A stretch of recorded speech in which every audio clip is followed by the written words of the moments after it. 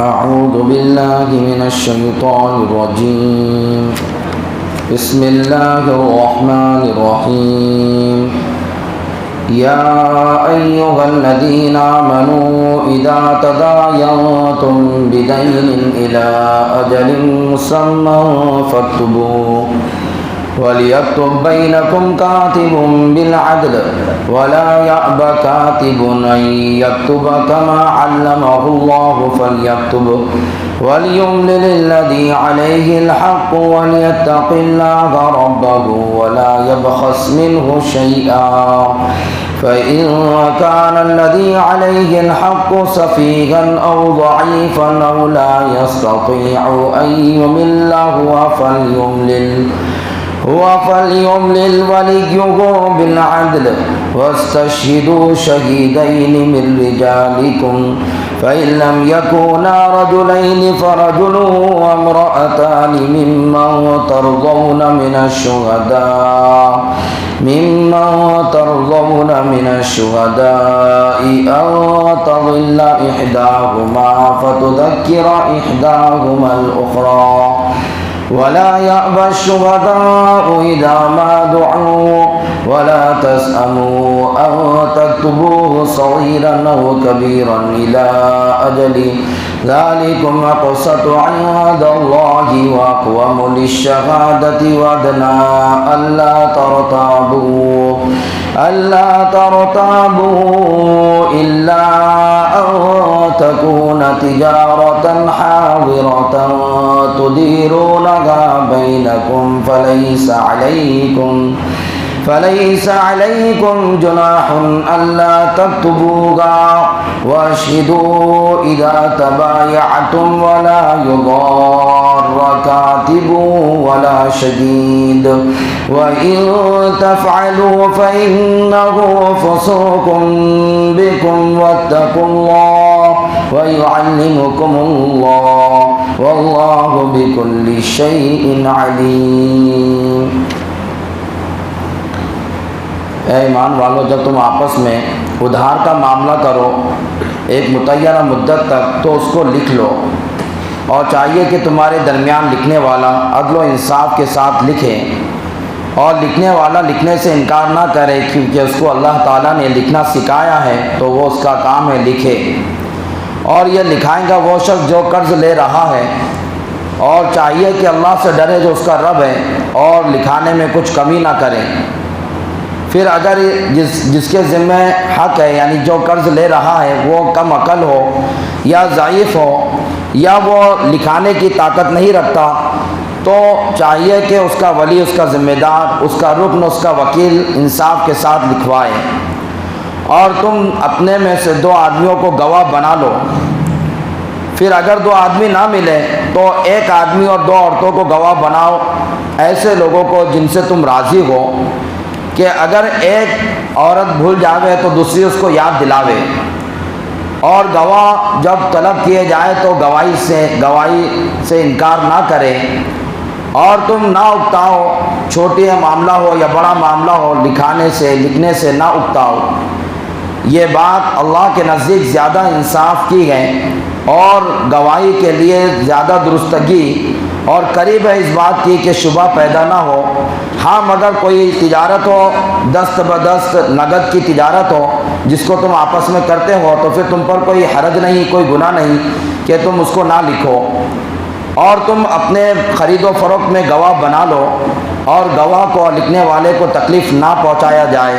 اور اگر ان کو تکلیف پہنچائی گئی، ایسا کیا گیا، تو یہ بڑا گناہ ہے تمہارے درمیان. اللہ سے ڈرو، اور اللہ تبارک و تعالیٰ تمہیں اصول صحیحہ کی تعلیم دیتے ہیں، اور اللہ تبارک و تعالیٰ ہر چیز سے بخوبی واقف ہے، اچھی طرح جانتے ہیں. یہ قرآن پاک کی سب سے بڑی آیت ہے، اس سے بڑی قرآن پاک میں کوئی آیت نہیں. 1 صفحے کی مکمل یہ آیت ہے، اور یہ ادھار کے معاملات لکھنے کے تعلق سے ہدایت ہے اللہ کی طرف سے کہ ادھاری کا لین دین کرتے وقت بغیر لکھے ادھاری کا لین دین نہیں ہونا چاہیے. لکھا پڑھی کے ساتھ میں ادھاری کا لین دین ہونا چاہیے. اس میں ہدایت دی گئی 1400 سال پہلے قرآن ہدایت دے رہا، اب لوگوں کے اندر آ رہا بانڈ کرو، یہ کرو، یہ اب لوگوں میں یہ بات آئی، لیکن قرآن نے 1400 سال پہلے مسلمانوں کو بتا دیا کہ ادھار کا لین دین کریں گے تو اس میں آپ لکھنا چاہیے، اور لکھنے والا کون ہونا چاہیے؟ جس کو لکھنا آتا، باہر کا آدمی، نہ دینے والے کے طرف والا آدمی نہ لینے والے کی طرف والا آدمی، دونوں سے ہٹ کر ایک تیسرا آدمی،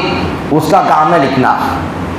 تو اس قرآن پاک کی آیت میں ایک چیز یہ بتائی گئی کہ آپ جب بھی قرض کا معاملہ کرو، یہ سب مسلمانوں کو ہے، تو ادھار اگر اپنے بہت امام صاحب کو کیوں نہیں دے رہے، ادھار اپنے بہت قریبی بھائی سگے بھائی کو کیوں نہیں ادھار دے رہے؟ لیکن قرآن اسلام لڑائی جھگڑے سے بچاتا ہے، تو اس یہ لڑائی جھگڑے سے بچنے کا بہترین طریقہ یہ ہے کہ آپ کسی کو لکھوا لو کہ کتنے دن کے لیے، الی اجل مسمى میں بتا دیا کہ جو بھی قرض لے اور جو بھی قرض دے اس میں مدت متعین ہونی چاہیے کہ میں اتنی تاریخ تک کے لیے قرض لے رہا ہوں، اتنی تاریخ کو میں یہ تمہارے پیسہ لوٹا دوں گا، اتنا یہ سال رہے گا اور یہ تاریخ رہیں گی، اس میں آپ کا پیسہ لوٹا دوں گا، یہ پورا لکھنا چاہیے۔ پہلے تو قرآن پاک کہہ رہا لکھنے کی ہدایت، اور دوسری ہدایت قرآن یہ دے رہا، دوسرا مسئلہ اس آیت سے یہ مستنبط ہوتا کہ مدت بھی متعین کی جائے کہ کب تک کے لیے یہ قرضہ لے رہا، کہیں ایسا نہ ہو کہ مدت متعین نہیں کی جائیں گی تو وہ کہیں گا کہ میں دوں گا نا، میں ابھی کا بھاگ کر جا رہا، ابھی کیا میری موت ہو جا رہی، کیوں اتنے میرے اوپر بار بار کر رہے، کیا میرے پیسوں کے بغیر تمہارا گھر میں کچھ گزارا نہیں ہو رہا، اس طرح کی وہ باتیں کریں گا، لڑائی جھگڑا پیدا ہوگا۔ یا پھر انکار بھی کر دیں گا، اگر نہیں لکھے ہوا رہیں گا، تیسرے آدمی نے کوئی لکھا نہیں ہوگا بیٹھ کے تو وہ انکار بھی کر دیں گا، میں نے کب لیا تھا قرضہ، جاؤ میں نہیں دیتا، گواہ پیش کرو، کہاں لکھے ہوا بتا، تو آدمی پریشان ہوگا، انکار بھی کر سکتا ہے، کمی زیادتی بھی ہو سکتی ہے کہ نہیں میں نے اتنے لیا تھا، آپ کہیں گے نہیں تم نے اتنے لیا تھے، اور وہ کہیں گا نہیں میں نے اتنے نہیں لیا تھا، اتنے لیا تھا، تو کیا کریں گے؟ تو قرآن نے کہا کہ لکھ لیا جائے معاملے کو، اور لکھنے والے کو بھی قرآن پاک کی ہدایت کہ لکھنے والا بھی لکھنے سے انکار نہ کرے، کیونکہ لکھنا اللہ نے اس کو سکھایا ہے، کوئی ماں کے پیٹ سے لکھنا پڑھنا جانتا تھا نہیں، واللہ اخرجکم من بطون امہاتکم، تمہاری ماں کے پیٹ سے جب ہم نے تم کو نکالا، اللہ کہہ رہے لا تعلمون شیئا، کچھ بھی تم کو نہیں معلوم تھا، کچھ جانتے نہیں تھے، تم کو پانی کا نام بھی نہیں معلوم تھا کہ پانی کو پانی کہتے گئے، ماں کو ماں کہتے ہیں، باپ کو باپ کہتے ہیں، یہ بھی تم کو پتہ نہیں تھا، یہ تو تم کو بعد میں سکھایا گیا۔ وجعل لکم السمع والابصار والافئدہ، تم کو آنکھیں دی، تم کو کان دیا، دل دیا، اس کے ذریعے سے تم نے علم حاصل کیا۔ تو اللہ تعالیٰ کہہ رہے کما علمہ اللہ، لکھنے والا لکھنے سے انکار نہ کرے، وہ لکھنے کو چلے جائے، لکھے، اور اللہ نے اس کو سکھایا تو اس کا کام ہے کہ جو صلاحیت اللہ نے دی وہ صلاحیت کو امت میں استعمال کریں، ایک ترغیب اس کو دی۔ اب یہ لکھانے کا کام کون کرے گا؟ جو قرضہ لے رہا وہ کام کرے گا، جو دے رہا وہ اس کا اتنا اہم نہیں ہے، لیکن جو لے رہا، جو اقرار کر رہا کہ میں قرضہ لے رہا اور میں اتنی مدت تک کے لیے لے رہا، تو اس کو قرآن کہہ رہا کہ اس کے ذمہ ہے لکھانا۔ اب وہ لکھانے میں کوئی ان پڑھ سے لے رہا، مثال کے طور پر ایک آدمی بہت مالدار ہے لیکن کچھ بھی لکھا پڑھنا نہیں آتا اس کو، اب وہ سامنے والے لکھنے والے کو کچھ پیسے دے کر ایسا نہ کر دے کہ لے رہا 1 لاکھ روپے اور وہاں پہ لکھا رہا کہ 90,000 روپے لکھ دو قرضہ، اور اس کو میں دیکھو 2,000 تجھ کو دے دوں گا تو اتنے لکھ لے۔ تو قرآن نے کہا لکھانے والے کو وَلْيَتَّقِ اللَّهَ رَبَّهُ، لکھاتے وقت اللہ کا خوف دل میں رکھنا جو تیرا رب ہے، اور آگے فرمایا وَلْيَبْخَسْ مِنْهُ شَيْئًا، کچھ کمی نہیں کرنا لکھانے میں، جتنا پیسہ لے رہا سامنے والے سے اتنا پورا لکھانا اس کے اندر، جو بانڈ وغیرہ رہیں گا اس پر۔ پھر آگے فرمایا کہ اگر یہ لکھانے والا، یہ قرض لینے والا اگر کم عقل ہے، یا پھر یہ ہے کہ وہ کمزور ہے، ضعیف ہے، یا یہ ہے کہ وہ بات کرنا نہیں جانتا، مکہ ہے، گنگا ہے، یا پھر ایسے ملک کے اندر جو ملک کی زبان اس کو نہیں آتی، تو کہا کہ پھر وہ اپنا ایک ذمہ دار بنا لے، پھر وہ ذمہ دار انصاف کے ساتھ میں لکھائے۔ یہاں تک یہ بات لکھوانے کی ہو گئی۔ ابھی تو قرآن کہہ رہا تھا لکھو، مدت بھی لکھو کہ کتنی مدت اور کتنا پیسہ لے رہا وہ بھی لکھو، یہ قرآن نے کہا۔ اب قرآن مزید آگے کیا کہہ رہا؟ وَأَشْهِدُوا وَاسْتَشْهِدُوا شَهِيدَيْنِ مِن رِجَالِكُمْ، لکھانا تو ہے تم کو، لکھنا لکھانے کا کام تو کرنا ہی ہے، ساتھ میں 2 گواہ بھی بنانا ہے کہ 2 گواہ کی موجودگی میں اپنے سگے بھائی کو بھی، اپنے ماں کے بیٹے کو بھی، اور اپنے بہت قریبی دوست کو بھی دے رہے، یا اپنے رشتہ دار کو دے رہے، یا اجنبی کو دے رہے، تو لکھانا تو ہے ہی، لیکن قرآن ساتھ میں کہہ رہا کہ 2 گواہ بھی بنا لینا چاہیے۔ اگر 2 گواہ اس وقت مرد نہیں ملے، 2 مرد، تو پھر 1 مرد اور 2 عورتیں۔ سوال پیدا ہوتا، پھر آگے قرآن کا رجالکم، تمہارے میں سے یعنی مسلمان میں سے گواہ ہونا، کافر کا گواہ نہیں چلیں گی، گواہی نہیں چلیں گی۔ پھر آگے قرآن نے 1 مرد 2 عورتیں کہا کہ اگر مرد ایک ہی رہا تو 2 عورتیں ہونا چاہیے، تو 2 عورتیں کیوں؟ اس کی وجہ یہ لکھی علماء کرام نے، مفسرین نظام نے، کہ عورت وہ ناقص العقل ہے، وہ کم عقل ہے۔ دوسری چیز یہ کہ عورت، عربی میں عورت کو نساء کہتے ہیں، نساء بولے تو عورت، نساء اس لیے کہتے گئے کہ نساء بنائے نسیان سے، نسیان کہتے ہیں بھولنے کو، اور عورت کو بھولنے کی بیماری ہوتی، تو ایک اگر بھولیں گے تو دوسری اس کو یاد دلائیں گے، دوسری بھولیں گے تو پہلی اس کو یاد دلائیں گے کہ اپن گواہی میں موجود تھے۔ عورتیں بھول جاتی ہیں اصل میں، اس لیے عربی میں ان کو نساء کہتے ہیں، نسیان سے نساء بنا، نسیان کے معنی بھول جانے کے آتے ہیں، اس لیے دو عورتوں کو رکھا گیا ہے، ایک مرد کے مقابلے میں دو عورتیں گواہی کے لیے۔ اب آگے گواہ کو کہا جا رہا ہے کہ جب بھی گواہی کے لیے بلایا جائے تو یہ گواہ کا کام ہے کہ فوراً گواہی کے لیے آ جائے، گواہی سے انکار نہیں کرنا چاہیے، یہ بھی گناہ کی بات ہے۔ کوئی آدمی گواہی سے کوئی عذر نہیں ہے، بغیر کسی عذر کے وہ نہیں پہنچ رہا، صرف اس کی سستی اور کاہلی کی وجہ سے، یا اپنے آپ کو بڑا سمجھ کے نہیں میں نہیں آتا معاملات میں، تو سامنے والے کہہ رہے کہ آپ پہلے معاملے میں موجود تھے، اب یہ آخری فائنل ہو رہا ہے اس میں بھی پہنچو، تو یہ پہنچنے سے انکار کرا تو یہ گنہگار ہوگا، سخت گنہگار ہوگا۔ اس سے قیامت کے دن اللہ پوچھیں گے کہ میں نے تو پہنچنے کا حکم دیا تھا، تو کیوں نہیں پہنچا تھا گواہی دینے کے واسطے؟ تو پہنچنا چاہیے۔ آگے جو قرآن نے کہا کہ جب ان کو گواہی کے لیے بلایا جائے تو ان کی ذمہ داری ہے کہ گواہی کے لیے آ جائے۔ دوسرا آگے قرآن کہہ رہا ہے کہ چھوٹا معاملہ کرو یا بڑا معاملہ کرو، چھوٹا سا قرضہ دو یا بڑا قرضہ دو، لیکن لکھنے سے اکتاؤ مت، لکھو، گواہ بھی بناؤ، لکھو بھی، سستی مت کرو کہ اتنے سے پیسے دے رہے، جان دو کیا لکھنے کا، اپنا آپس کا تو معاملہ ہے، تم پہ تو پورا بھروسہ ہے۔ بھروسہ اپنی جگہ پر بہت اچھی چیز ہے، لیکن قرآن نے جو کہا اس کے اوپر عمل کرنا بھی اپنی جگہ پر بہت ضروری ہے۔ بہت سارے بھائی آتے ہیں کہ وہ انہیں قرضہ لے رہا دے رہا نہیں ہے، مجلس علماء میں شکایت کرنا کہ جمعیت علماء میں شکایت کرنا، بھائی تو نے جب قرضہ دیا تھا تو تو نے لکھ کر لیا تھا معاملہ، کسی کو دے رہے آپ، کسی کو بھی اماؤنٹ دے رہے آپ تو آپ لکھ کر لینا ضروری ہے، لکھانا ضروری ہے، گواہ بنانا ضروری ہے۔ اب ابھی تک آپ کو معلوم نہیں تھا، لیکن اب قرآن پاک کی آیت آپ لوگوں کے سامنے بالکل آ چکی ہے، تو آپ لوگوں کی یہاں سے ذمہ داری کہ قرضہ لو یا قرضہ دو، قرآن نے ہم کو جو تعلیم دی گئی اس پر عمل کرنے میں ہماری خیر ہے، بھلائی ہے۔ ایک صاحب کو ہمارے نانا نے انتقال سے پہلے قرضہ دیے، 5 لاکھ روپے قرضہ دیے تھے ایک صاحب کو،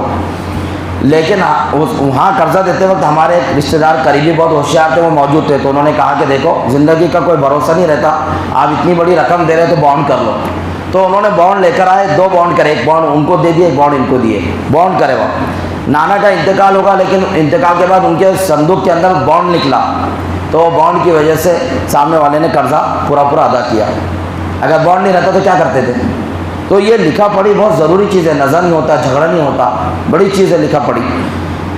تو چھوٹا معاملہ ہو، قرآن کہہ رہا صغیرن، چھوٹا سا کیوں نہیں ہوتا، او کبیرن، چھوٹا ہو یا بڑا ہو، مدت متعین ہو اور اس کو لکھوا لو۔ یہ اللہ کے نزدیک اقسط عند اللہ، یہ اللہ کے نزدیک انصاف کی بات ہے، اللہ کے نزدیک۔ وہ اقوام للشہادہ، اور گواہی کے لیے درستگی کی بات ہے، گواہی کے وقت بھی درستوں کی بات ہوگی، لکھنا لکھانا، گواہ پیش کرنا۔ اور تیسرا فرمایا وہ ادنا اللہ ترتابو، اور یہ بات اس بات کی زیادہ قریب ہے کہ کوئی شک و شبہ پیدا نہیں ہوگا کہ اتنے دیے تھے اتنے دیے تھے، اتنا وقت لکھے، اتنا وقت تھا اتنا وقت تھا، اتنی مہلت دیے تھے تم نے، پھر جلدی مانگ رہے، یہ سب شک و شبہ ختم ہو جائیں گے۔ پھر آگے قرآن کہہ رہا کہ اگر نقد کا معاملہ ہے تو پھر لکھنے کی کوئی ضرورت نہیں ہے، لیکن نقد کے معاملہ بھی کرو، کوئی پلاٹ خریدو یا کوئی گھر خریدو، نقد کا معاملہ کرو، تب بھی قرآن پاک نے ایک ترغیب ضرور دے دی کہ اگر نقد کا معاملہ کرے تو لکھنا پڑھی کی ضرورت نہیں ہے، لیکن اس وقت بھی واشدو اذا تبایعتم، خرید و فروخت کے وقت میں گواہ بنا لینا چاہیے، گواہ بہت ضروری ہوتے ہیں، کام آتے۔ آگے قرآن کہہ رہا ولا یضار کاتب ولا شہید، گواہ کو تکلیف نہیں دینا چاہیے، نہ لکھنے والے کو کوئی تکلیف دے نہ گواہ کو تکلیف دے۔ مثال کے طور پر ایک پارٹی یہ کہے کہ دیکھ گواہی سیدھے سیدھے دینا، ایسی دھمکی بھی نہیں ہونی چاہیے، ہماری طرف سے گواہی آنا، ادھر سے گواہی دینا تو بتائیں گے، تو ہماری طرف سے لکھ، اگر ادھر سے لکھا تو تجھے بتائیں گے، ایسا کوئی دھمکی نہیں ہونا، کوئی تکلیف نہیں اس کو پہنچانا۔ اب قرآن کہہ رہا ہے اگر اس طرح کی تکلیف پہنچائیں گے تو یہ بہت بڑا گناہ ہوگا جس کا جرم آخرت میں بھگتنا ہے۔ قرآن نے آگے کہ اللہ سے ڈرو، اور اللہ تعالیٰ تم کو اصول صحیحہ کی تعلیم دیتا ہے، کن اصولوں پہ چلیں گے زندگی صحیح گزریں گی، اور اللہ خوب جاننے والے ہیں، اس لیے تعلیم بھی اللہ کی صحیح ہے۔ دیکھو آج کل کا معاملہ کہ قرآن پاک نے کہا کہ گواہ کو بھی کہا کہ گواہی انصاف سے دینا، گواہی کے ٹائم میں پہنچ جانا، لکھنے والے کو کہا کہ لکھنا، لکھنے سے انکار نہیں کرنا، اور دوسرے لوگوں کو کہا کہ ان کو دھمکی بھی دینا نہیں، زبردستی بھی کرنا نہیں، ان کو تکلیف بھی پہنچانا نہیں۔ اور قرآن پاک کی اسی آیت سے علماء اکرام فقہ اکرام نے ایک مسئلہ مستنبط کیا کہ گواہی کو تکلیف نہ دو، اس میں یہ بات بھی داخل ہے کہ اس کو آنے جانے کا خرچہ بھی دو. وہ گواہی دینے کے واسطے آ رہا، اورنگ آباد کی عدالت میں آ رہا، یا سلوڑ آ رہا، کہیں دوسرے کھیڑے پہ رہتا اور سلوڑ آ رہا، تو اس کو آنے جانے کا خرچہ بھی دو، اس کو کھانا بھی دو، کھانے کا بھی خرچ اس کا اٹھاؤ، آنے جانے کا خرچہ بھی اس کو دو. لکھنے والے کو بھی اگر لکھنے کی کوئی مزدوری مانگے تو اس کو لکھنے کی بھی مزدوری دو. یہ بھی ہے، تکلیف نہ دینے میں یہ بھی چیز داخل ہے. آج کی دنیا کی عدالتوں کا معاملہ، دنیا کی پولیس اسٹیشنوں کا معاملہ ایسا ہو گیا کہ کوئی گواہ بننے کو بھی اچھا انسان تیار ہوتا نہیں، کیونکہ جو گواہ بنتا یہ پولیس والے اسی کو کیا بنا لیتے ہیں؟ ملزم اور مجرم اس کو بنا دیتے. ایسے ڈیرنگ سے اس کو پوچھتے کہ بیچارے نے خود نے گناہ کیا اور وہی اصل چور ہے اور وہی اصل گناہ کرنے والا ہے، مجرم وہی ہے. اتنا ڈیرنگ سے اتنے دھمکیاں دے کے اس کو پوچھتے اور پھر تاریخ پہ تاریخ اس کو آنا پڑتا. پھر وہ آیا نہیں تاریخ پہ تاریخ، نہ آنے جانے کا اس کو کوئی کرایہ ملتا، اور اگر وہ آیا نہیں تاریخ پہ تاریخ تو پھر اس کو دھمکیاں اور وارنٹ اس کے واسطے جاری ہوتا اور پھر اس کو پولیس اسٹیشن میں گرفتاری کا اس کا وارنٹ نکلتا، اس کو گرفتار کیا جاتا. تو ایسے خوف اور ہراس کے زمانے میں لوگ اچھے بھلے لوگ بھی ایک دوسرے کا ساتھ نہیں دیتے ہیں اور کوئی گواہی کے لیے آتا نہیں. پھر معاملہ کیا ہوتا؟ پھر معاملہ یہ ہوتا پیشہ ور گواہ بن جاتے. چل اتنے پیسے ہم کو دے دو، ہم پھر بنداس تمہارے والے میں سگنیچر کر لیں گے اور پولیس اسٹیشن میں ہو یا عدالت میں ہو ہم ذمہ داری تمہاری لے لیں گے، تم کو ضمانت دلا دیں گے. پھر پیسہ لے کے وہ یہ کام کرتے، پیشہ ور پھر شروع ہو گئے معاملہ. لیکن قرآن پاک نے کتنی بہترین ترغیب دیا کہ گواہی دینے والا گواہی کو پہنچے، اس کا خرچہ اٹھائے